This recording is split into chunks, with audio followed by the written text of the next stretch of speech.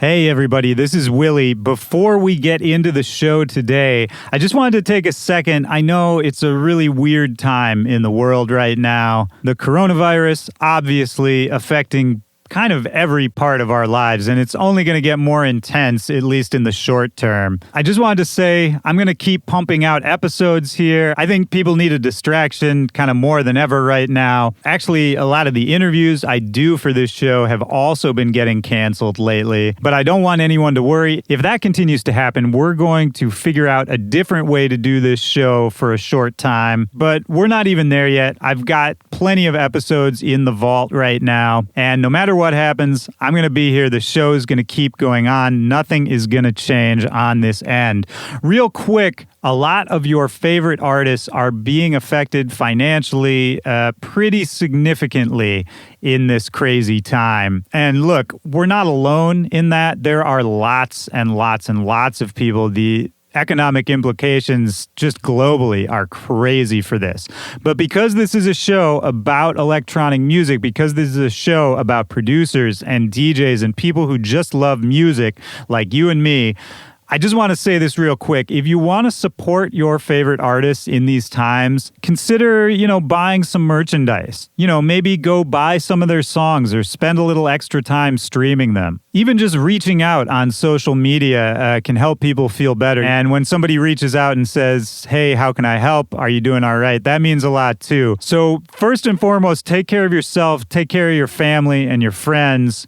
But if you got a little energy to spare, reach out to your favorite artist. Buy some merch. And as a friend of mine tweeted earlier today, you got to look at the silver lining of this. So much new, amazing music is going to be made in this period. It's just going to flood the world later this year. So I hope all of you are doing all right out there. Take precautions, wash your hands. If you can, self-quarantine, social distancing, all of that, very necessary right now. We'll all get through this together, and I'm glad to be here with you guys. If you find yourself with a lot of time on your hands or just bored at home, and you want some options, you want to talk to some people, this doesn't seem like a bad time to mention that we have a Discord for Back to Back, and I'm in there every single day chatting with people. We've got over 200 members now, connecting with people all over the world. The link for that is in the description of this episode if you want to come and join and talk some more. I'm in there every single day, hanging out, meeting people, and chatting. So that's it. Be safe out there. We'll get through this really, really weird time together. And I'm glad to have you guys with me. That being said, let's get into today's episode. This is Back to Back.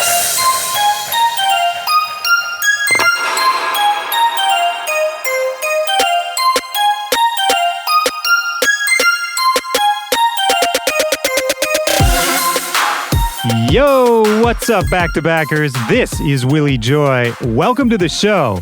This is Back to Back. This is my podcast. This week, I'm going to assume you're listening to it from home because I'm expecting a lot less commuters, a lot less people at work today. It's a lot to adjust to, but I'm happy to have you with me. On the show today, I've got Dylan Matthew. This is cool. This is a first-time new achievement for the show. The first time I've had a singer on Back to Back. And Dylan was great to talk to. He is the voice behind some of the biggest songs in dance music right now. He's worked with people like Slander, Seven Lions, Kayzo, and so many more. And beyond being an amazing singer, he's an excellent songwriter and also kind of just an outspoken guy and almost an activist for singers in the music industry, specifically the dance music industry. And in the conversation you're about to hear, we talk a lot about equality for singers, why singers maybe sometimes get overlooked or overshadowed on dance music tracks, and what he's doing to kind of turn that around. He's also put out a sample pack that's on Splice with all of his own vocals, and I'm going to put a link in the description of this episode where you can go follow him, see where he's going to turn up live, keep up to date with all of his new releases, grab the sample pack, whatever you want to do. That's going to be in the link in the description. Back to Back is brought to you today by my friends over at Serato. People have made fun of me because I always say my friends, but they really are my friends. And if you're an artist, if you use their products, I think you know what I mean. Their customer service is excellent. They are really concerned about the people who use Serato products. And I want to tell you about one of those products right now. It's Serato Studio. This is for all my producers out there. Serato Studio is a brand new beat-making tool that helps simplify the path to music production. When they designed this, they wanted to make it really intuitive, really easy to use, a really good tool to quickly get your creativity flowing. Serato Studio comes packed with tons of loops, samples, effects. They've even got audio sample packs from people like Flostradamus, Just Blaze, and so many more. And Serato Studio, it's not here to replace whatever your main DAW is. It's just here to be an awesome tool in your tool belt. So you can start a beat, whip something up really fast in Serato Studio. They make it super easy to manipulate audio, to work with samples. And once you've got something sounding good, something you're excited about, it's very easy to export stems out of Serato Studio into whatever your main DAW is. So you can fire off that quick idea that just comes to you in the shower or wherever it is that you get your ideas, bang it out in Serato Studio, and then get it polished up, finesse it, get it sounding crispy. And right now, I've got a special deal just for listeners of Back to Back. If you go to Serato.com/studio and sign up for a subscription to Serato Studio, use the code WillyJoy2, that's WillyJoy and the number 2 at checkout to get 2 free months off Serato Studio. So go there right now, check them out, www.serato.com/studio, and use code WillyJoy2 to get 2 free months of Serato Studio. So look, for this convo with Dylan Matthew, this was fun, man. I met up with him a little while back. He was just finishing up his tour with Slander. They went all across the country at the beginning of the year. The shows they did were really special. You know, they had a grand piano on the stage, and it really felt like a true live experience. You can just tell, you know, Dylan's thinking about all this kind of stuff a little bit differently. Dylan's great, exceptionally talented, amazing songwriter, and I hope you enjoy this chat. And if you do, I want to hear from you. I love connecting with everybody out there who's listening. That is not only my favorite part of doing this show, getting to meet all of you guys out there, but from your end too, for all you kind, nice, attractive, intelligent, wonderful people out there. If you want to support this show, if you want to help us out, the best way to do that is by letting other people know you're listening. Tag us in your stories, put up a tweet, just tell a friend who loves music as much as you do about what we've got going on over here. Every time the audience grows, that helps me keep this show going. It helps me get bigger and better guests for everybody every single week. So I'm at Willy Joy on all social media. The show is at Back to Back Pod. You can also hit me up directly, backtobackpod@gmail.com. So without further ado, this is me and Dylan Matthew, back to back. Let's go.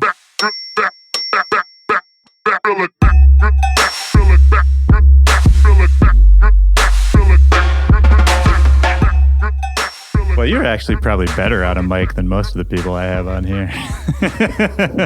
You'd be surprised, man, how many long time, DJs and producers I get on here, but they just don't know mic technique. Well, because the first thing that I see is people just grab it like this. Oh, yeah. And then they're just screaming. You know what I mean? Right. That's, because especially in rap, that's a rule. You have to hold it that way. Yeah, that's true. The sound guy that's working with us right now actually was telling us a story about this rapper that wouldn't not hold it there. Really? But it was a cardioid condenser. So that was creating this crazy signal. And he's like, dude, you can't hold it like that. Just move your hand down. And he wouldn't do it. It's very stressful. Well, it's funny because it's if you really held the mic the way you're supposed to hold the mic and also tried to be a hard ass rapper at the same time, just visually, I think that's hard to do. Yeah. Yeah, it's almost like a style over performance kind of issue. Yeah. Yeah, it's true. It's very true. But that's not you. You're here out on tour with Slander at the moment. Is this your first extended tour, a big tour like this? This is my first tour. Oh, tour. Just in general. Oh, okay. Yeah. So the extent of what I've done is really just kind of pop-up shows, popped up at EDC or popped up. A lot of stuff like local around me. Yeah. And then a few things traveled to like EDC Vegas and Red Rocks because I have family in Denver and stuff. But yeah, nothing has been a tour at all. Anything like of the same show or anything like that. Interesting. So how long have you been out now on this tour? Almost 2 weeks. Okay. So yeah, getting really close to 2 weeks actually. And how's it been so far? Is it really good? Is it what you thought it would be? Is it anything surprise you? It's more of a surprise on the end of how I can like handle certain things. Like I expected like to dread the bus. Like I thought I was just gonna hate it. Right. You know?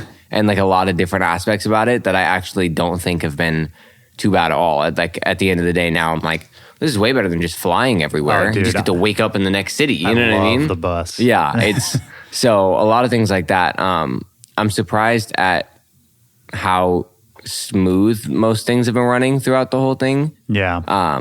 Yeah, more than anything, it's just cool because it's a lot more in depth than any of the shows I did before. Because it was just like a song or two, and now I'm like playing on stage. out there. Yeah, and I'm sure you're probably involved with the whole set, right? And how it's conceptualized and how it's presented to a certain extent. And this is just ignorant question on my part.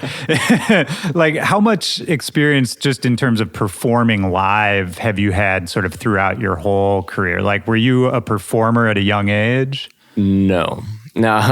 So I've always been very like shy when it comes to performing. So for a very long time, like I wouldn't even sing for my family. Like I'd play piano and sing at home, and I would wait until everybody in my house left before I could like sing. Yeah. So no, not much performing at all. It's definitely taken some getting used to. I enjoy it thoroughly, and getting up there, like it feels very natural. Yeah. It's like the pre-show nerves would be really heavy, and they're starting to like really deplete more. Yeah. I'll always get those pre-show like butterflies and stuff, but less pre-show like panics. You know what I mean? Yeah. Because I would get very, very, very nervous about stuff because I didn't have much experience at all. Yeah, of course, man. Well, I mean, that's one thing tour is great for, is just you got to put up the show every night, and after a while it sort of just becomes a routine. Yeah. And I feel that, man. And I think the nerves, that's natural. I think most people get that at any stage. Yeah, you know? I mean, I've seen a lot of things that are like, if you don't get nervous before you do like this, like the thing that you love or whatever, like you're losing your love for it. Because like the second you were just like, let's just go on and put on a show, and like you don't feel anything, like that's when it becomes work. Yeah. You know? And I don't ever want that. So I'm definitely okay with the butterflies because it hypes you up. It gets you excited. Yeah, exactly, man. No, I think it's super healthy, and you're absolutely right that once you start looking at it as a job, I think it's tough because it is our job, right? But there's a certain part of me that wants to always keep this like separate part of my brain where it's just like, no, this is, you know. I think you have to in any sort of like creative workplace, because if you start to just become, this is work, this is what I do, this is for money, blah, blah, blah, like you start to lose your creativity because you're not doing it for like the right reasons as much anymore. You're thinking like, how can I capitalize this in the biggest like mass production market? How can I write the best like poppy top line, or write this or write that, or do whatever it is you're creating? Right. And then you lose that part of yourself that is like where the artistry comes from. You become like the standard of creation. You know what I mean? Yeah, absolutely. Have you figured out any ways, because at this point, it's a funny thing, you know, thinking about this being your first big tour, but I think to a large section of people who just listen to the music you make, you've been doing this for a long time. You have tons of hits under your belt. Have you found any tools, any mental tricks, anything like that that helps you stay in that creative space and not sort of look at it as just like another day, got to write another song? Yeah. I think a big thing for me is like, with lack of a better term, like time and space really is like, if I'm very busy and I'm very constricted and I'm very like doing a lot of stuff like nonstop, I feel like my brain doesn't have enough time to like really flow creatively as well as I could. And so that's why I try to take like specific little, I guess I'd say, trips for me, where like just one day can help me like unwind months of like stuff. So I'll go to Joshua Tree and go climbing for a day, and then come back, and like a lot of stuff is like just calm down. I could be back in a creative headspace, or like go stay in an Airbnb in San Diego by yourself. You know what I mean? My thing is just really like, I'm very visual.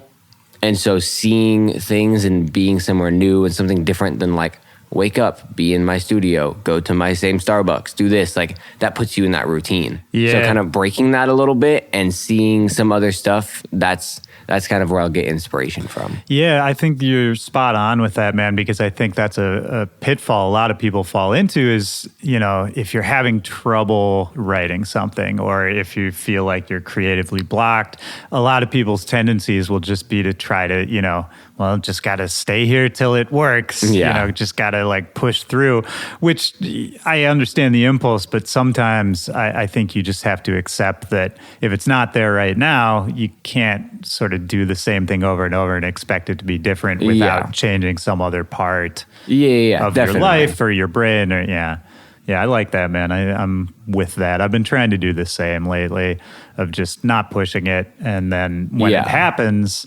I'm more excited about it, you know? Yeah. And it's more fun. Yeah. It's all about that like happy medium, because then like I would also get in spells where I'd be like, I just need time and like to relax, blah, blah, blah. And then all of a sudden I'd be like, ooh, I haven't written anything in 6 months. I let myself go a little bit. Right. We need to get back. So it's hard to find that balance, but Absolutely. You know.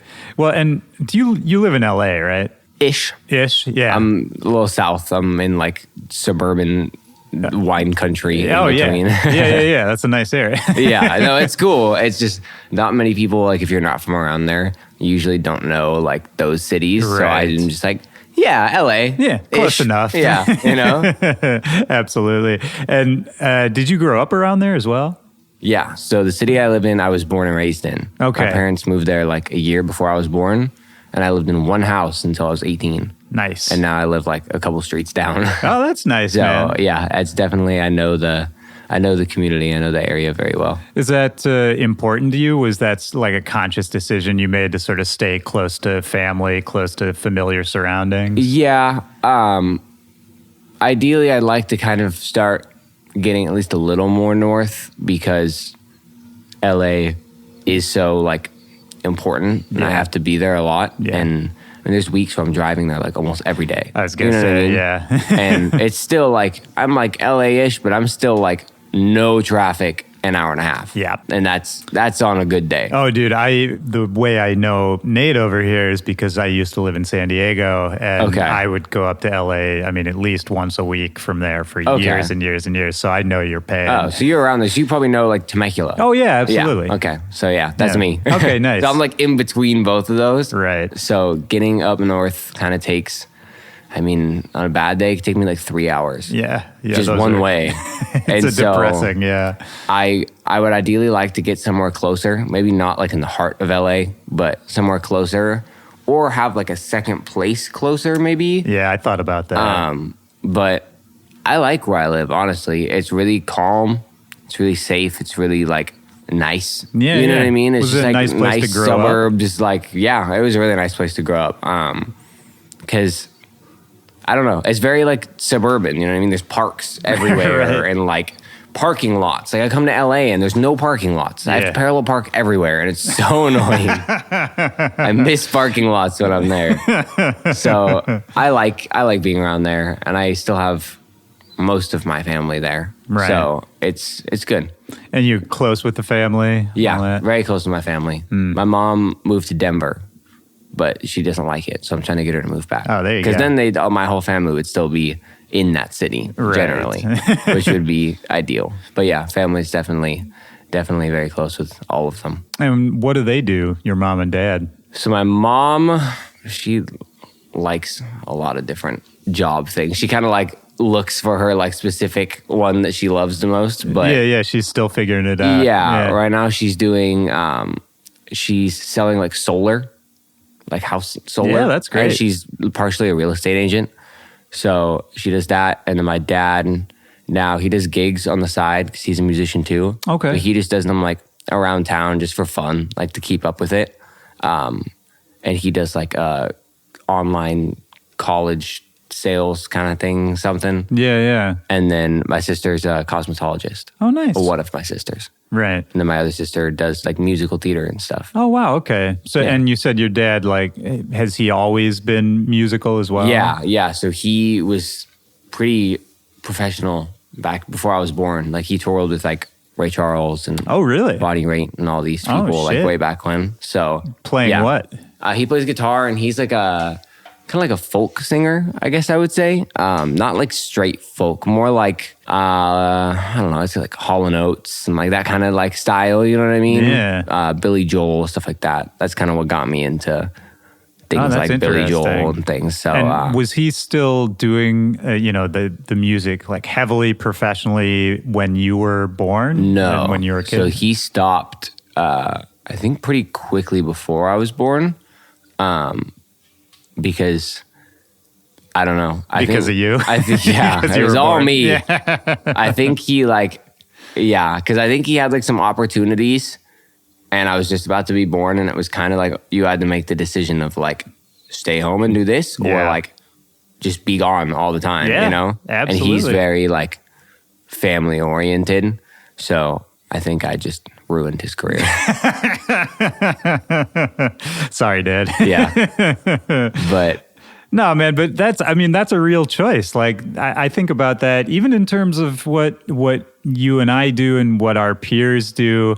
Some of our peers already have kids, but even if it's not kids, it's, it could be a relationship. It could be even just seeing your own family.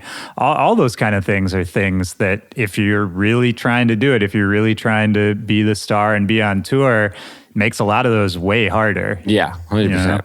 And so in that sense, I guess that's all I was saying is that I think it's cool that you're still living by the folks and hanging out with family. I like to see them as much as possible. That's what's good about like these kind of tours too. Like this whole bus part, I like don't see them obviously, but then I go home and I'm back for a week and then I fly out and then I fly back and then like I can still see everybody and still go do it. Yeah. Obviously until you get to like Justin Bieber level where you're like gone for 2 years. Right, yeah. But that's not what we have to worry about right now. So what does your dad think of what you're doing? I mean, not just the singing, but like sort of the genre you found yourself in. Yeah. Does he keep up with newer music?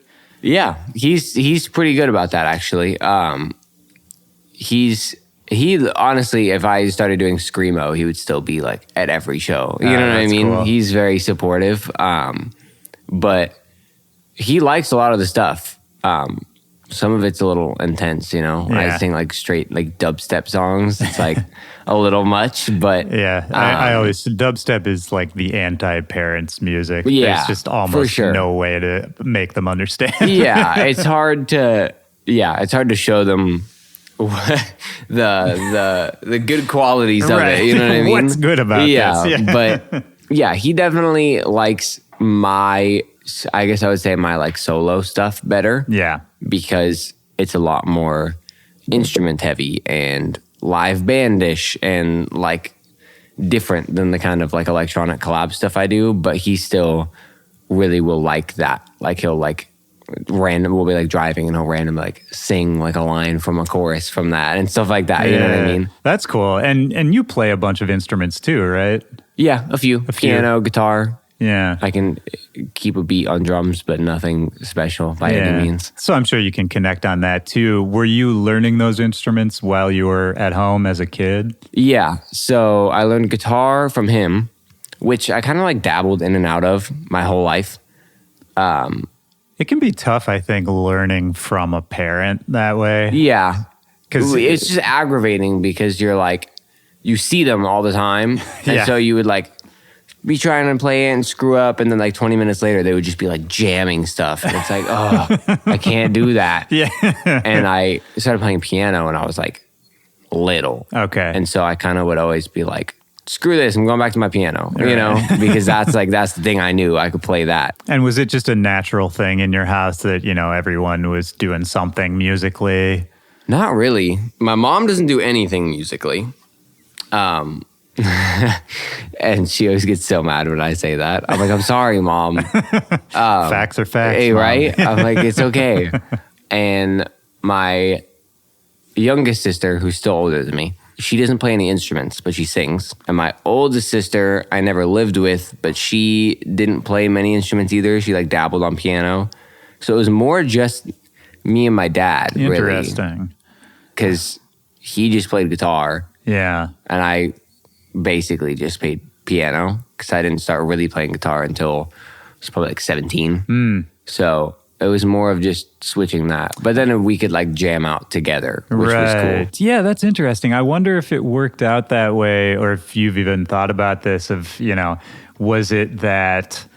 is it a gender thing where your dad was like, the son I can, mold into, the little version of me? Or was it more your initiative where just something about music sort of drew you in from a young age and you just really wanted to do it? Yeah, I think it was more me because he'll play for either of my sisters to sing to all the time. Yeah.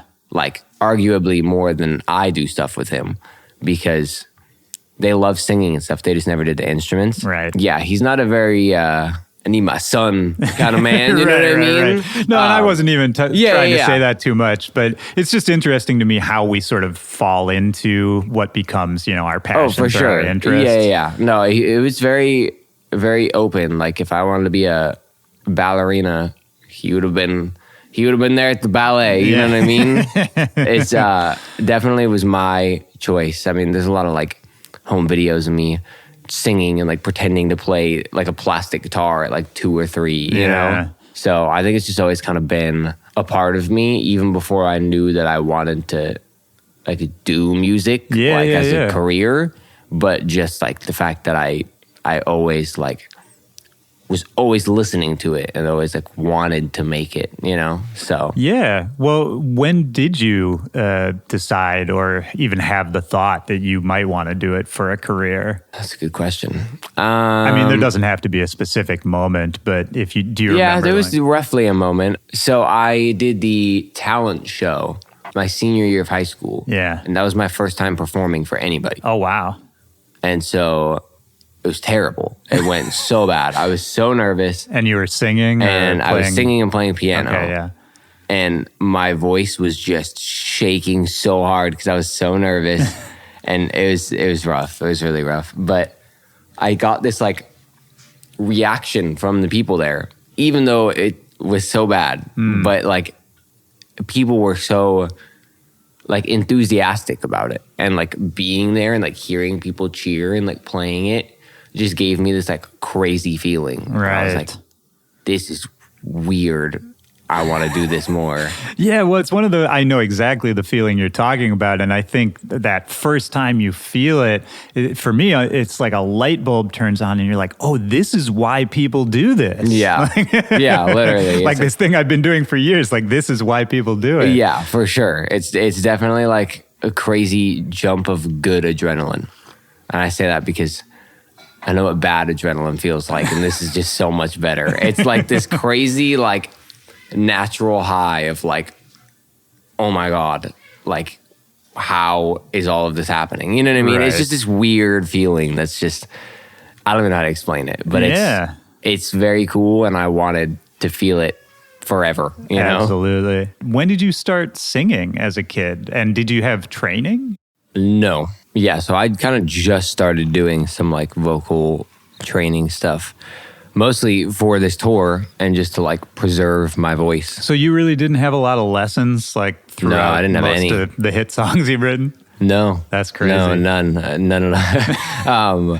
Well, a lot of it too is that I think that I can sing very incorrectly and still, you can sound good and sing really incorrectly and then hurt yourself. You know what I mean? Yeah. Which was my main thing was I don't want to ruin my vocal cords. I don't want to ruin my voice.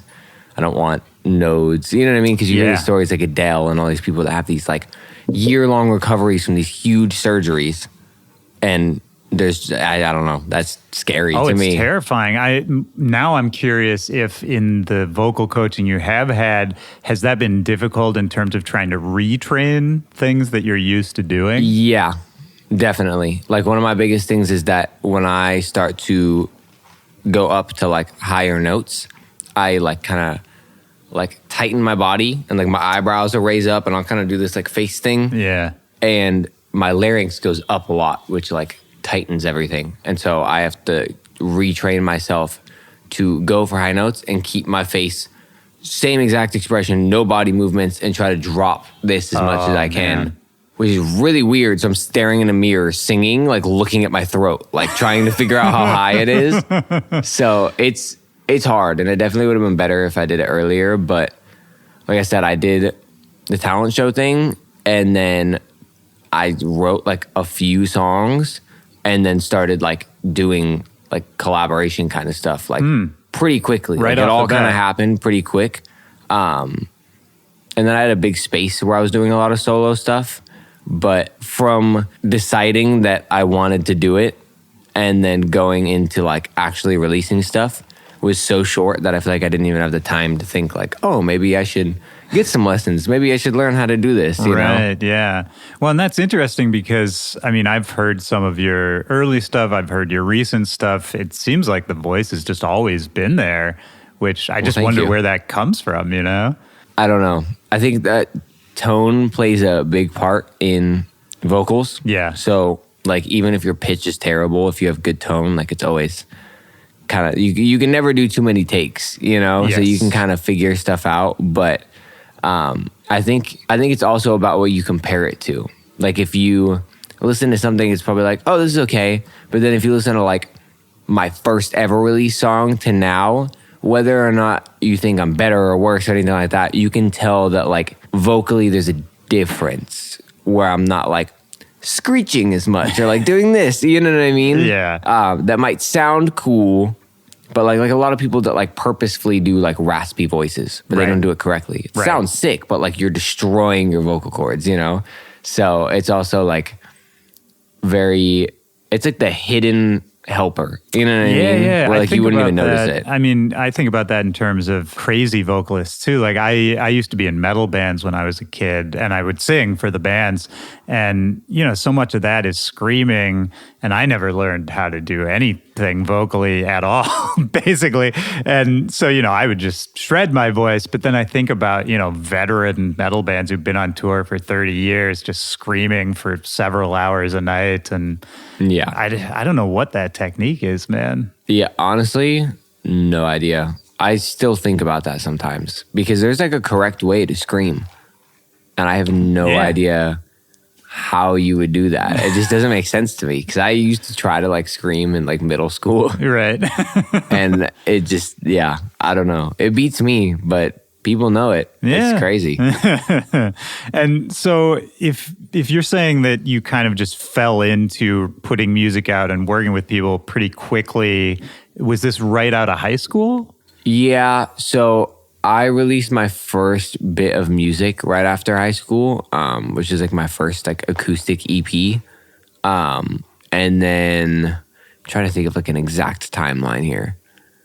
I think I released a few more songs and then started working with Kayzo. Okay. And so that was just like super random. And it took me from like my acoustic EP to like, oh, all of a sudden there's like a drop with my voice. Like, this Right. is weird, you know? Were you even aware of dance music much at the time? Yes, but I wasn't like involved in it at all. Yeah. So I listened to stuff, especially a lot in high school, but not like, I don't know how to explain it. Like, I wasn't like into the genre. I just listened to a lot of it. Yeah. So like, I wouldn't be able to tell you like who the artist was on like the songs I listened to or like what they were doing or like anything like that. I didn't become like fans of them. Right. I just liked the music. And so, how did Kayzo and you link up? honestly, I have no idea. I found him I had heard a few of his songs I think through like SoundCloud. And so I just like emailed him. It was like, I think I was probably like deciding I wanted to do a little more like electronic stuff.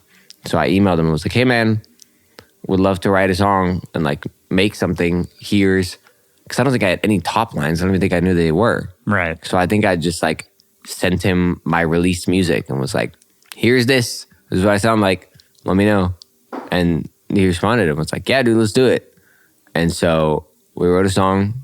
And that song never came out, actually, now that I think about really? it. But then we wrote like 3 other ones, and all of those came out. Yeah. So, yeah, it was pretty random, but no, that's cool, it man. worked. Yeah. I like those kind of stories where it's just that, you know, the sort of cold call, basically, of reaching out to somebody and them liking what you do. And that does happen. Yeah. You know? It definitely sparked, like I can say without that email and that whole thing happening, like I would not be in this exact position right now, because through that I wrote a song for Kayzo, and then Kayzo had Slander hop on it and collaborate with it, and then that's how I met Slander, and then we started working on stuff, and then now I'm on tour with them, you know what I mean? Yeah. So it's all like a really weird chain, right? But like it's all kind of important to the story. Like every little bit like fed what has happened so far. So absolutely. And it's interesting. I was thinking about this earlier because I think from the DJ producer side, which is always my bias just because that's my background, I talk about this on the podcast a lot, that I think at this point in 2020, there's kind of a blueprint for if somebody wants to be a successful producer, DJ person, you can kind of look and see, oh, well, I want to be where that person is, and this is what they've sort of done to get there. Like there's sort of a blueprint, but for a singer, I don't know, like especially a singer in this world, I don't know that there is so much of a blueprint of how to get from beginning to whatever the end goal is, you know? Yeah, no, I definitely agree 100%. Because in the electronic genre, as of today, like you can figure out who the biggest vocalists are in that genre, other than like when you talk about like these huge DJs that have collaborations with huge pop stars, right. You know what I mean? But it's more on like the caliber of their song and the quantity of the songs, honestly, like how much you see that person's name. Like in my opinion, I think probably the biggest thus far vocally in it would be like Matthew Coma. Yeah. And he's great. He's was a huge inspiration for me, like especially coming into this. But yeah, there's no set of rules on how to do it, especially like in the pop industry or in like the electronic industry for producers, like you were saying. And so I think that's where it's kind of important to kind of make one, and it doesn't need to be like one set thing. Right. But I think there's more potential than a lot of writers and vocalists feel like there is. Sure. That a lot that they don't notice. You know what I mean? And I feel like I don't know if I can even say this, but I feel like I'm probably one of the only vocalists in this genre that is like came from pop more and still wants to do pop more, rather than like coming in wanting to do electronic and like wanting to stay electronic. You know what I mean? Right. Well, because I guess when you say that, I don't even know what stay electronic would even mean, right, in a long-term sense. Because again, I don't know, like you brought up Matthew Coma, and I mean, he's in an indie band now. Right, that's what I'm saying. Yeah. Like he did his time and then he moved on to something. Because as of right now, I feel like unless it's changed, there's only so far you can go as a vocalist in this genre. Yeah, which is so weird to me because, I don't know, there's this weird delineation between the dance world and the pop world, right? Where the pop world, it's the singer first, right? And oftentimes the producer will take a back seat. You know, there's some exceptions of famous producers, but mostly you don't know who produced the song. You know who's singing it. In the dance world, it's just the flip of that, where it's just the producer and the singer. I mean, you know, sometimes they'll say featuring whatever. But oftentimes that's as far as it goes. And I guess, for a singer to be successful and stay in the dance music world, it's interesting because maybe just no one's figured out how to do it yet. I think it could be done, but I can't think of an example of someone who's really out there doing it. I don't think somebody's really done it yet. And I think the biggest change, that's really, you said it very well. It's like pop and dance are like almost exact opposites. And I think that it's just unnecessary. You know what I mean? Yeah. I think that in all genres of music, like people should be credited accordingly and put on accordingly. Like, I don't know why it can't be equal collaborations on a lot of songs in both worlds. You know what I mean? Right. And like, if you want to be a top liner and you don't want to be an artist and you just want to like sing songs with people's stuff and you just want it to say featuring and not really go, cool, do that. Right. You know what I mean? Yeah. If you want to be a producer and you just want to make like bedroom beats or like do this stuff and not have your name really on it, but like make all the royalties and like just keep like putting out stuff, cool, do it. You know what I mean? But when I came into this industry and you start to see like talking more on like the dance music side of me struggling to have somebody change the name to with me instead of featuring, right? Or get out of the parentheses. Exactly. Or to have it be an equal collaboration and have my name on it, or to give me any split of the master. You know what I mean? Like, none of these things were okay. Like, everyone looked at me like I was insane. And I'm like, putting in equally, if not more work. Right. Like, I don't understand. It's not even about like size of the artistry anymore. It's just like, oh, this is this industry. This is how this works. You don't get this. You don't get this. You get this. Yeah, it's really bizarre because I think you're right. I don't think it's a malicious thing. I think it's just sort of everyone, it's this silent agreement that this is how it works. People are just used to it. Yeah, It's become like the norm. And it isn't really that logical. No, not necessarily. I think honestly, because like obviously pop was around before dance music. Versions of pop. Yeah. I think that especially before pop treated producers so shitty that they kind of rebelled and turned into dance music and just said, screw you guys. Like, you know what I mean? You're actually, that's a great point because I think you're absolutely right, is that with the rise of dance music in America in the last, 15, 20 years, it's absolutely the producers took their power and probably maybe took it a little too far in some cases. And you're absolutely right. It's sort of a pendulum swing now that I think about it. And I think the other part of it too is that the public, the fans, they don't really care how the sausage is made. You know what I mean? Yeah. And so whatever the public facing brand, for lack of a better word, is, whether that's a pop singer who dances around the stage or whether that's, a DJ who jumps on a table, whatever it is, that's sort of just what people look to, is like, okay, this is the person or the people who make the thing I like, and I don't really care about what happens to get to that point. Yeah, exactly. I mean, as a consumer, you just want to consume. You just want to hear what it is, and you don't necessarily care about what was put into it exactly. Or like, if you are super into one of the sides, like if you're just a dance music like diehard fan, right, you're always gonna have the producer's back more than anybody else, because like that's your person, you know what I mean? Yeah. Whether or not it's like logical or fair or whatever, right, that's just how it's gonna be. But there's a way to flip that by just kind of, I feel like, equalizing everything. You know what I mean? Like, well, yeah, I mean, if rules are established in the industry that, things will be presented in a certain way, right? Yeah, definitely. But I can only imagine how hard it is to push against the the orthodoxy of what's already happening, man. Yeah, it's just, in my experience, been a tad rough. But I mean, there's certain people that are really cool and understanding and agree, you know? Yeah, absolutely. And that's just kind of what it is getting more and more and bigger people to kind of start putting that out as like, we're not trying to flip it to be like, vocalists rule all, right. You know, or like writers do this or anything like that, but just kind of like an equalization of like, hey, you produced a song. I wrote and performed this song.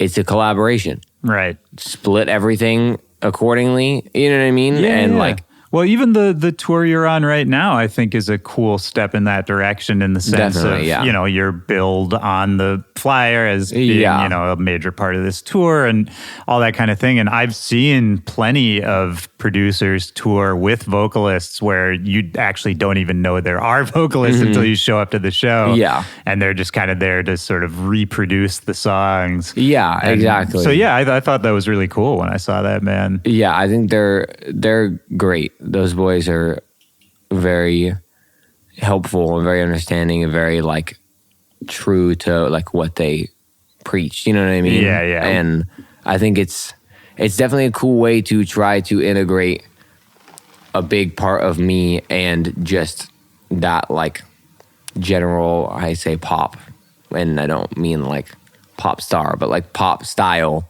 into dance, because instead of just coming out and singing the top line, blah, blah, blah, like we have a grand piano on stage and we're like performing these songs and people enjoy it as far as I see, you know? Yeah. And it's, I don't know. It's cool because it changes the dynamic into people like caring about more than just the bass.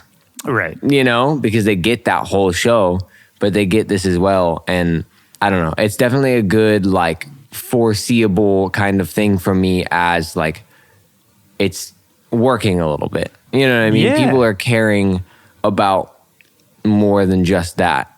And Absolutely. I think that's ideal to kind of just equalize everything. Yeah, 100%, man. And I think it's happening at a time, again, for my producer biases, it's happening at a time when live shows for DJs are starting to get kind of boring and people have kind of seen it all at this point. And I think you are seeing a big trend towards people wanting to bring in that live element. But the way you're doing it is on such a different level than, you know, some guy just like pulling out a guitar and playing it for 5 seconds and then going back to DJing, you know? Yeah, that's fair. Well, thanks. Yeah, no, I think it's cool, man. And that I'm not taking shots at anyone in particular. It's just, I feel like most people have not figured out the right way to integrate all that stuff yet. Yeah, I mean, it's hard. I think it's great that DJing and production like that has even gotten where it is, because it's huge right now. You know what I mean? And it gives a lot of people opportunities that are really into music that can create stuff like that, but that aren't instrumentalists or aren't vocalists and stuff, to like put on shows and show like artistry. You know what I mean? I think it's great, but as everything does, music evolves, you know? And so without changing things and either starting trends or being close enough behind them with your own like style on stuff, I feel like there's only so far you can go doing the same things over and over and over again. You know what I mean? Absolutely. And you mentioned, I wanted to go back for a second because we've thrown around some terms. I just wanted to just define everything for people who might not even really know the singer grind, the hustle. Okay. So, you know, you mentioned, first of all, talk about the difference, just like as if I were a 5-year-old of, you know, say a top line singer versus, you know, collaborating with an artist. Like, what do we even mean when we say top line? Okay, so basically the best description I can give of a top line is you are writing a vocal piece on top of a song. Usually the song is already finished, or you're sending an a cappella that you wrote to something else. So like if you wrote to a song to piano, and then you just took the vocal of that and sent it out, and a producer would create an entire song around it and then be like, here, the song's done. Or they would send you an instrumental and you would just write a quick kind of like, I don't know. It's kind of hard to explain. It's less like in depth. It's more of just like a quick, It's like a sketch. on top kind of vocal that sits there. That's usually not like verse, chorus, bridge, chorus. You know, Right. So a catchy hook. it's usually maybe. like one hook, Yeah. and then the rest of it is like production.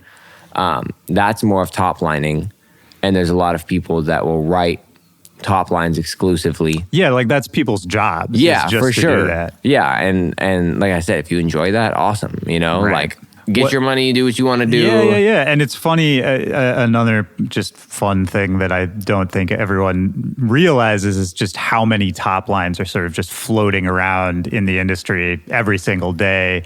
You know, a big name producer will get sent a pack of 40, 50 Yeah. top lines, just stuff, ideas, sketches people have written. Yeah, for and sure. maybe one of those becomes a song eventually, maybe. Yeah. But it's just an interesting thing to me how much of those kind of just ideas just float off into the sky and are 100%, never yeah. heard from again. Definitely, it's crazy. So, I mean, on a day-to-day basis, I'm interested in your songwriting process as well. On a day-to-day basis, say you're at home and you wake up. When you sit down to write, are you writing with an intention of this is a song for somebody, this is a song for myself? Are you even thinking about a style, or is it more you write first and then kind of see where it fits later? It kind of depends. It kind of switches around. I normally don't write something for like thinking like I should send this to this person or do that, because I don't really top line, I guess I would say. Right. And so if I'm writing, it's usually, it has its purpose or it's just me writing for fun. So like if I were to write for a collaboration coming up, like I would be writing purposely for that, usually with some sort of idea I would sketch up with them, whether it was like a loop from an instrumental they had an idea for, or if they were like, hey, I really want to work with you, like we should try something in this style. And then I would sit and try to write something in that style. But a lot of the time it's more just like kind of writing for myself just to see what I can come up with and if I can hopefully beat the last song I wrote. You know what I mean? Just in my own opinion of what I like rather Right. than like what I think will be bigger, you know? And yeah, I mean, I have hundreds of songs that I've written that will never see the light of day. Sure. That'll just sit in my computer, you know? But if you only try to write like a good song every time, it just doesn't work like that. Yeah. You know, you gotta that's not how write creativity and works. learn and practice. You know what I mean? Even if it seems pointless, the more you're doing it, that's more that your brain is like understanding better ways to like put syllables here and do this and do that, you know? Yeah, absolutely. And the way I've sort of come around to thinking about creativity like that, because it's the same writing music, doing it, painting a picture, anything like that, is it's not so much exactly what you said. It's not about sitting down and thinking, I have to make something good right now. It's more about just sort of opening up to however you're feeling, whatever you're thinking about at the time, and whatever comes out, that's just what it is. And if you keep doing that for a long enough time and you keep sort of working on your skill set, the chances go up and up and up that whatever comes out is going to be good, right? Yeah. But I think you're right that anytime you sit down with that intention of, I'm going to make the perfect X kind of song, never. It's always terrible. Yeah, 99.9% of the time, for sure. Well, it's hard to even know what is going to, even when you know you did something good, it's hard to know what's going to hit with people, right? And what people are going to connect with. Yeah, I mean, it's weird. You think like everybody thinks that they have the thought process to know this one's going to be a hit. This one's going to do shitty, you know? And then they release it and they realize that the world has very different brains than just the one artist that wrote it, you know? Which sometimes is like crazy. Like I'll drop a song that I think is like not my favorite at all, like, but I put a lot of work into it, so I'll just put it out. And then it becomes my number one song. And I'm like, what? And then I put out a song that's like, this is the best thing I've ever created. I'm never beating this. Show me what you got, world. And it does nothing. And you're like, what is going on? So, can you, off the top of your head, is there a really popular song of yours that surprised you with how crazy it went? Yeah. This song called Now or Later. It was on my Only Up From Here EP. And it's pretty hip-hoppy. And it's just kind of like a dancey, head-boppy, like... The lyricism is more like metaphorical and kind of like punny. Yeah. But not like deep in any manner. Right. You know what I mean? It's just like a fun kind of song. But I don't know. Like I thought it was like pretty catchy, but it like made everything else on the EP look terrible. Like it was pretty nuts. So I was pretty shocked by that one. Yeah, it's interesting, man. And then too, at least for me, I've found myself second guessing myself after something takes off. I'll think, oh, should I make something else that's more like that? Is that what people want? And I think that kind of, have you experienced that kind of thing as well? For sure. Yeah. I mean, yeah, definitely. It's hard because you can release something that's a specific style, and then maybe you don't like that style that much. Right. So you release something in a style that you like a lot, and it doesn't do nearly as well. Then you think, do I need to stick with that one? You know, because it's important, and there's not even like a specific answer on like if you should or not. Right. You know, it's really up to the person. Like if you want to do that, if you enjoy making that, if you want to just stick in that style, 100%.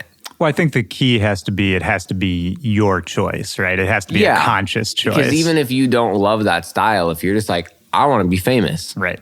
Then like, do you, man?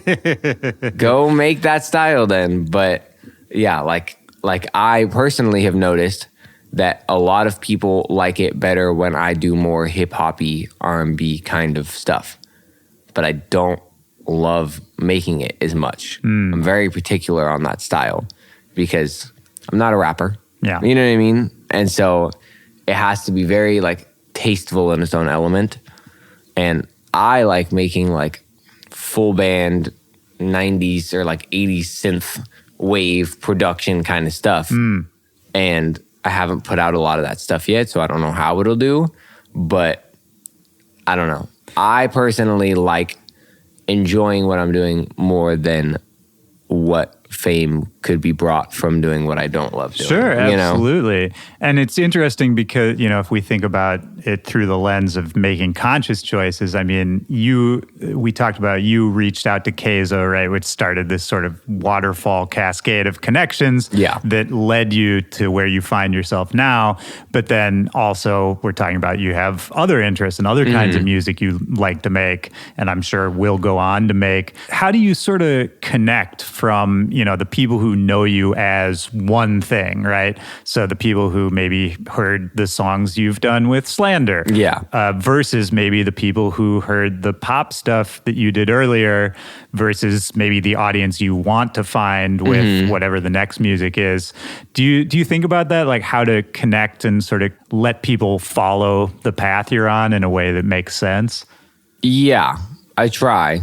It's hard though. I think I'm still kind of... it's one of the hardest things to do. You don't have to have a great answer. Yeah, I think I'm still kind of figuring it out. And I think probably everybody always will be as things change. Because, I mean, a lot of the artists that you see like that have been around for a really long time, like they didn't just stick to the same thing forever. Yeah. Like they kind of moved with the industry.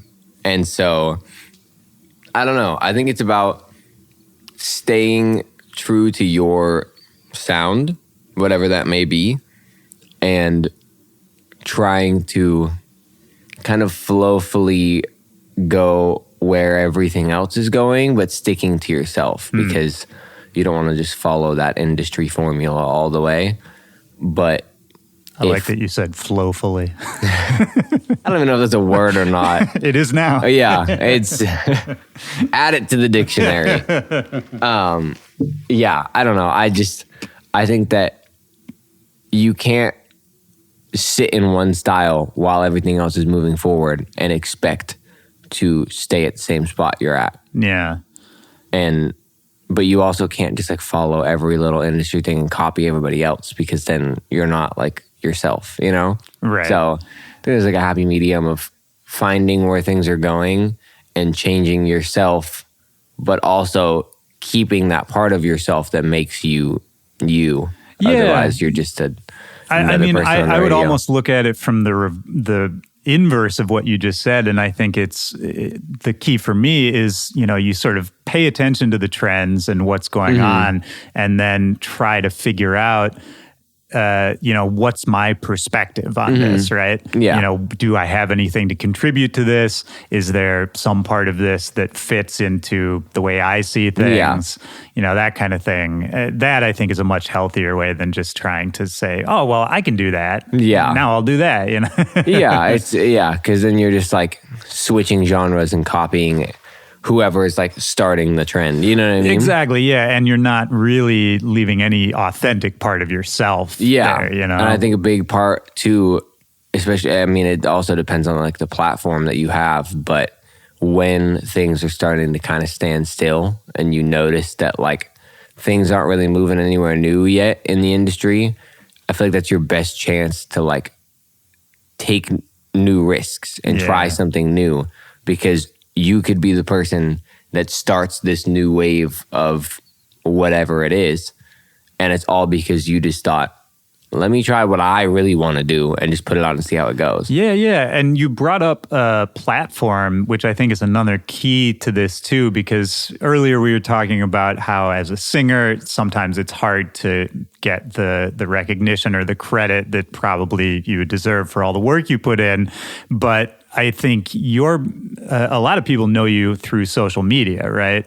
Which is one platform that you have to sort of circumvent some of the industry stuff, right? And just talk directly to people.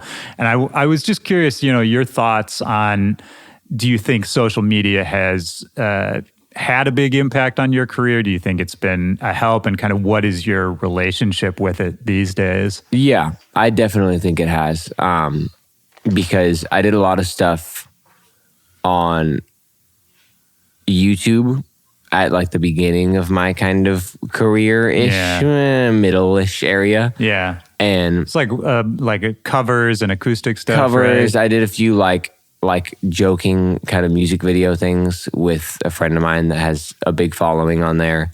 And so that helped boost my social media a lot, which then created people to listen to my music, which then created fans. You know what I mean? Yeah. And so I don't really have a hateful relationship with social media, as I know a lot of people do. That's good. Yeah. That sounds great. I think it just depends on like where you're at and how much you let it consume you. Like I obviously go on social media a decent amount, as a lot of people do, especially in like this industry. But are you looking at it more as a business, as a tool? Yeah, a business, and just like, I don't know, seeing what like people I care about are up to. It's not so much as like oh, well, this person is getting this many likes, but I'm only getting this many. I need to bump it up, you know? Like, obviously you look at it from a business standpoint of like, I want to be growing and I want to be authentically gaining more people, not so much as just like a business, but like as creating my brand and creating my music. I see it as like people that listen to me and that like care about what I'm doing, rather than just like, I need to wear this so that people think that I'm doing this. And you know what I mean? Sure. In my eyes, I feel like it's a much less scary platform than I feel like a lot of people have that relationship with it. Yeah, that's great that you can have that kind of relationship with it. I think that's one of the healthiest that people could have. And I wonder if you're able to avoid some of the insecurities and the comparisons that a lot of people fall into, maybe just, I don't know. I mean, have you thought about why you can do it differently than a lot of people? Like in my mind, I was going to try to say maybe just because of the family roots and sort of how you got into it and just using the platform for fun that ended up kind of just working out for you without a premeditated plan. Yeah, I'm not sure. Because I definitely had times, especially first starting to grow on social media, where like it was the only thing I thought about. Really? And I was always like, I need to be out here doing this and I need to gain this many and I only gained this many followers today and blah, blah, blah, you know? And there's still like a little itch inside of me that like wants to grow and stuff like that. But I also don't know if that's unhealthy because it's just kind of part of the career. You know what I mean? You want to grow. Right. But I don't necessarily think I'm like special in any standpoint with it. I think it's just kind of like, I don't know. I think it and life are all just kind of about perspective. Yeah. Like the way you have perspective on everything changes everything. Like if it's negative, positive, however you look at it, it could be the exact same situation and two people can have complete different reactions about it. Right. And they're going to have two complete different lives. You know what I mean? And so if you're looking at it from this like negative and sad and like you don't look like this person, you don't look like that, like that's gonna be in life anyway. But I don't know. It's hard because it's like a lot of people have self-esteem issues or like self-confidence issues with this kind of stuff. And I can definitely see how that cannot be helpful. Oh, yeah. But it's, like I said, it's all about perspective. It's kind of your mindset of like, just because this person looks like this and gets this many likes doesn't like devalue you. You know what I mean? Like you have to look at it as like, great for them. What can I offer this platform that people will care about? Whether it's like you're painting or you're singing or you're doing this, like you don't need to like fit in the box of that other person. You can do what you want to do and succeed in different ways, or just be happy with what you're doing, you know? So I don't think there's really a trick. I think it's just kind of how you look at it and experience, honestly. Yeah, of course. Like I said, 2 years ago, I had to take a picture every day for Instagram, you know? Now I'm probably a little too much on the opposite spectrum where I'm like, ooh, I haven't posted in like 2 weeks. I need to do something.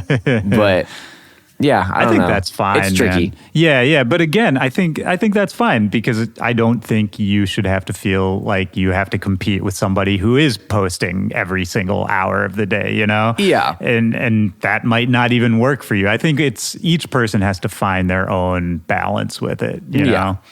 And it was the same for me, for sure. I used to feel like I had to post something all the time. And if I wasn't, I was fucking up my career and, you know, all that kind of stuff. And, you know, now maybe I post once a week and it's great. I don't think about it that much. Yeah. I mean, unless you want to be a social media influencer, like social media isn't your job. Right. You know what I mean? And so like, as much as you can be on it, great. But like, if I'm spending all this time during the day trying to figure out what to post on social media, I'm not working on music.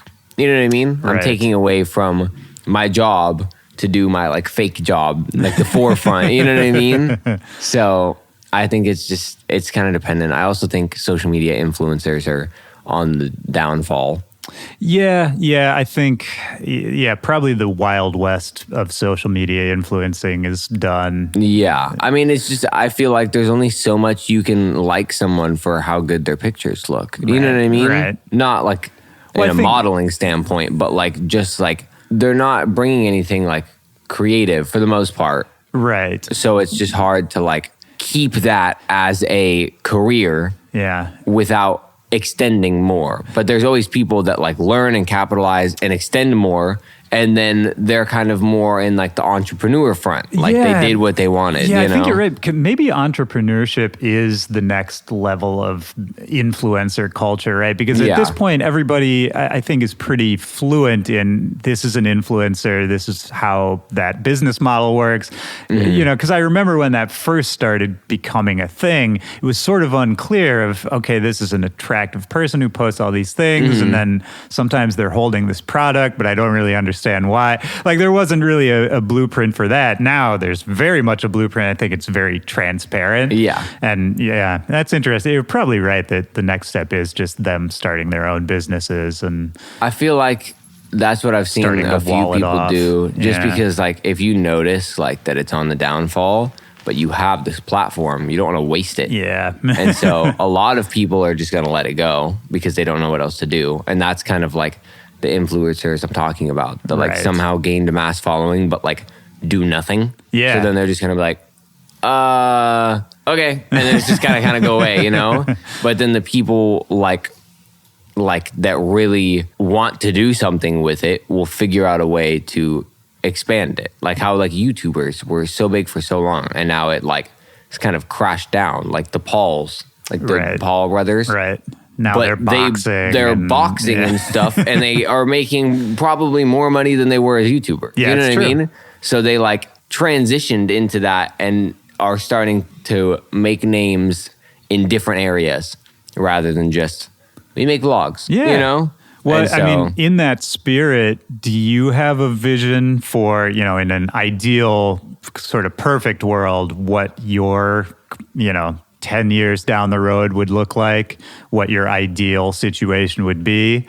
Do you want to, in terms of what kind of artist would you be? What would you be doing? Would you be on the road? Would you be in the studio? What does that look like? I don't know. Honestly, I'm not super like it needs to be this, it needs to be that.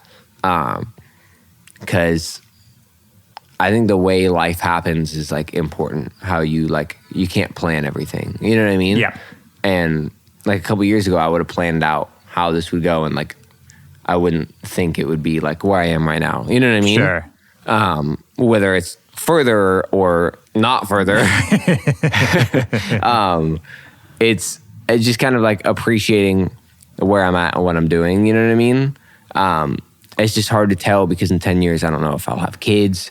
Sure. I don't know if I will be a massive success or still trying to like push past the level. You know what I mean? It's hard. But ideally, I mean, I would get a lot of touring done in the next 10 years.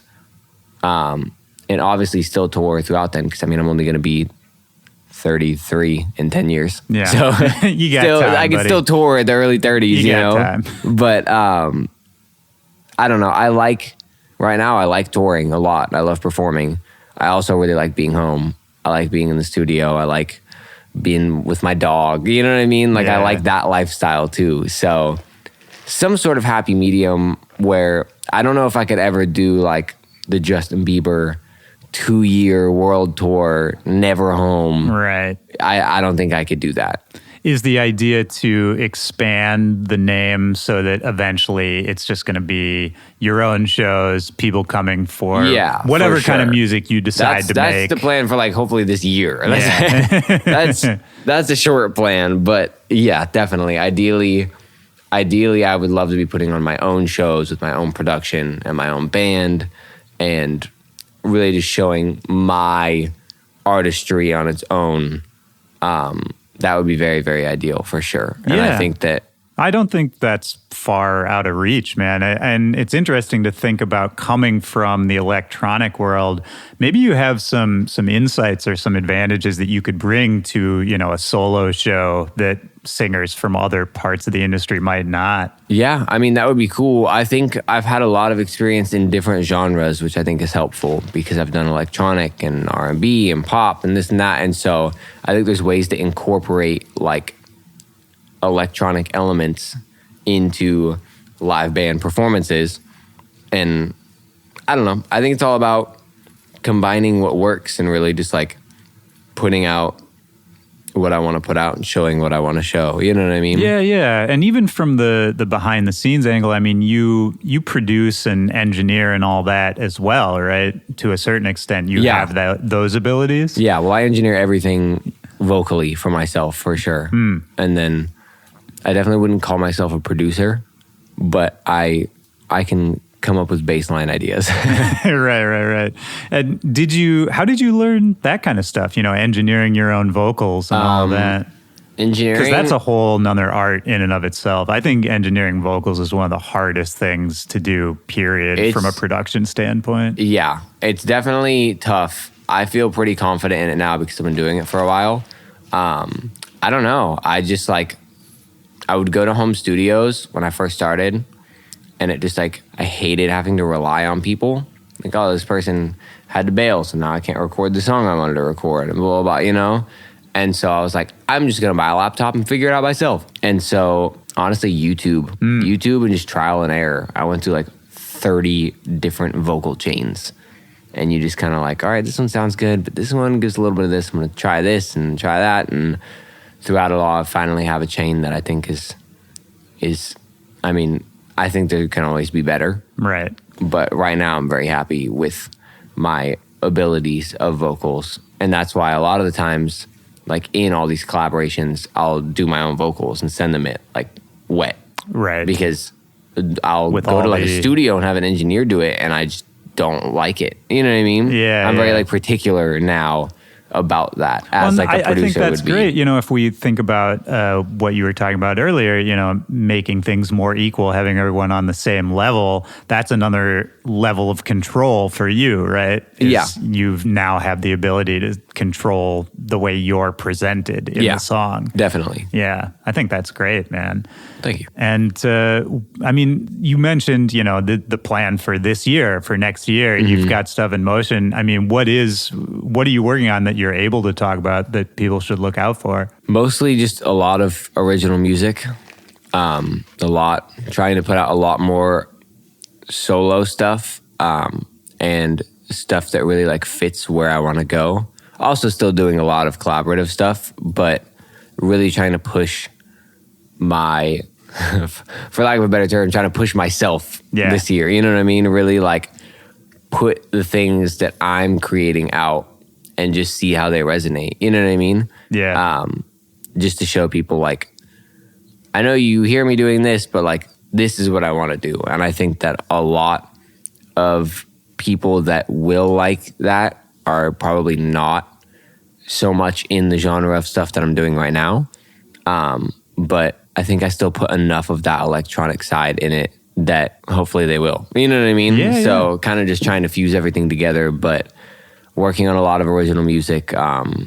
Definitely a big body of work, hopefully soon is what I'll call it. You think an album? Yeah. Yeah. I don't know exactly when, but definitely some point in the slight future when the time is perfect. Oh yeah, take your time, man. But I think that is a smart thing. What you said earlier is to not get comfortable where you're at, right? And that's not just for you, but for anybody. Because I think right now you're, you know, one of the top vocalists in the dance music. I mean, your name is just popping up on all these big songs, and I think it would be very easy to just sort of say, "Oh, this is working. You know, I'll keep doing this." Yeah. Whereas I think you're making the smarter move of trying to figure out, okay, this is great. So now how can I get somewhere else? Yeah. Well, I mean, I enjoy it, and it's really cool to like hear stuff like that too, and like see that. You know what I mean? Oh, I'm sure.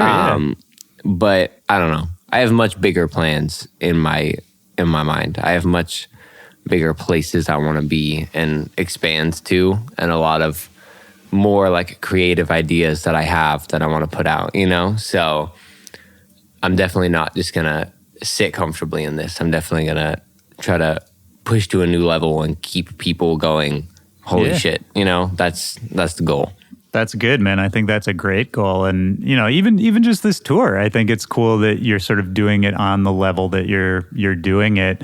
And we brought up Slander a bunch of times, but how did you guys, like, what is that connection that you have with them? Because that really does seem like a much more collaborative relationship than you usually see with, you know, a singer and a producer. Yeah, it definitely is. I mean, the best way to put it, and this is how like Derek puts it a lot, which is one of the boys in Slander, is that he says that I sing or say lyrically exactly what he tries to say, like melodically, production-wise in the music. And so I think that like musically our relationship blends really well together because we have the same thought process and the same style of like what we want people to feel. You know what I mean? And so, I don't know. I think we just flow really well together, and they're both wonderful humans. I enjoy being around them a lot. You know what I mean? Yeah. It's a very good cool. friendship too. That's a huge key too. But I think it's cool that you guys sort of continue to collaborate, because I think that's something that hasn't really been done much in electronic music, where the same singer and the same producers keep working with each other over time, and you sort of see how that whatever you're creating together evolves, right? Yeah. That's a cool thing that I don't think many people have done too. And I assume you're going to continue to collaborate with them. Yeah, definitely. I think we work well together, and I think that, I don't know, it's kind of like a if the shoe fits, wear it kind of thing. Yeah, you know what I man. mean? Like right now it's working and we're enjoying it. So like, why stop? Absolutely. You know? And I think what you're making is different than the sum of the parts. You know what I mean? Yeah. Like you guys together sounds very different than you guys separately. Yeah, definitely. Yeah, that's true. It's because we both have large stays. Like it's not really, they send me an instrumental and I write over it, which it was how it was for like the first couple things that we did. Yeah, while you get to know each other. But now, like on the newer stuff, we'll sit in the studio together and I'll come up with ideas for production with him and give different melodic elements, and then he'll come up with lyric things and you know what I mean? Like we'll work together fully on creating it. Yeah. And so it makes it a lot more like there's pieces of me in the production, there's pieces of them in the writing. Yeah, it's just a lot more like collaborative process. Is there anything else we haven't covered? Anything else on your mind you want to get out there before we wrap this up? Not that I can think of off the top of my head. Good. Great. No, this has been super fun, man. I'll ask you one last question. Just a simple thing. First thing that pops into your head. Just a time in your life, a memory, a moment. Could be from any time when in a single moment, music really meant something to you or really had a deep impact on you. The main memory I can think of, which is like multiple times, but I had these, it's like giant speaker system. Not giant, like really high quality. Like it was just bulky big. Early 2000s Yeah, style. I had one of those. And it was like the one with the big center console with the radio and like a 6-player CD and then the 2 outer speakers. And I had that on my dresser in my room. And I would like come home from school and plug in my iPod and play music and just like lay on the ground and like listen to music forever. And I remember one night having like a bunch of friends over and we all just kind of like laid there. And it was like super late and like music was just blasting. And it was just like this weird, like euphoric moment of like, I don't know. Music can just make you like feel things that a lot of other things can't. Like us just laying there in silence wouldn't have done anything. But like the fact that it was sonically pleasing us at the same time, you know what I mean? Like it just created this like moment of like, I don't know. Music makes you feel like shit's gonna be okay when you question that. You know what I mean? Yeah. That's the first thing that popped in my head. I for love some that. reason. No, dude, I relate strongly to that because I did similar stuff when I was a kid, and I love that kind of feeling. And being with your friends and having that collective experience, that's something else music does, right? Is it connects people. Yeah. It's sometimes in a way that's deeper than, a conversation can. Yeah. And I love that kind of stuff too. And I think that's kind of what we're all here for, right? Yeah, definitely. It's the same as like when you did the talent show and you got a reaction from people and then you're creating something in the air together that's hard to define. I love those feelings, man. Well, this is cool. That's a great answer. I like that. Thank you. Thanks for doing this, man. This was fun. Of course, man. I appreciate you having me. 100%. All right. Peace. Later.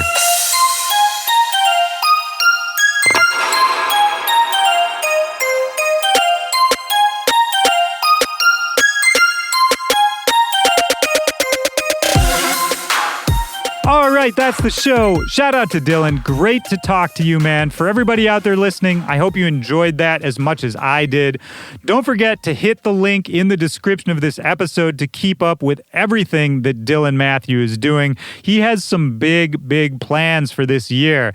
I know what some of them are. I'm not allowed to tell you about a lot of them, but they're big plans. If you're a fan of his, if you like his music, you should be stoked. My name is Willy Joy. Don't forget to keep up with me as well at Willy Joy or at Back to Back Pod on all social media, or you can hit me up directly, backtobackpod@gmail.com. That's it for this week. Ain't nothing stopping the Back to Back train. We will go strong and steady into this weird time in the world together. So until next week, take care of yourself, take care of the people around you. I say that a lot, but it's a little more meaningful right now. Be safe, wash your hands, and be smart. I love you all. I'll talk to you next Tuesday. For Back to Back, this is Willy Joy. Peace.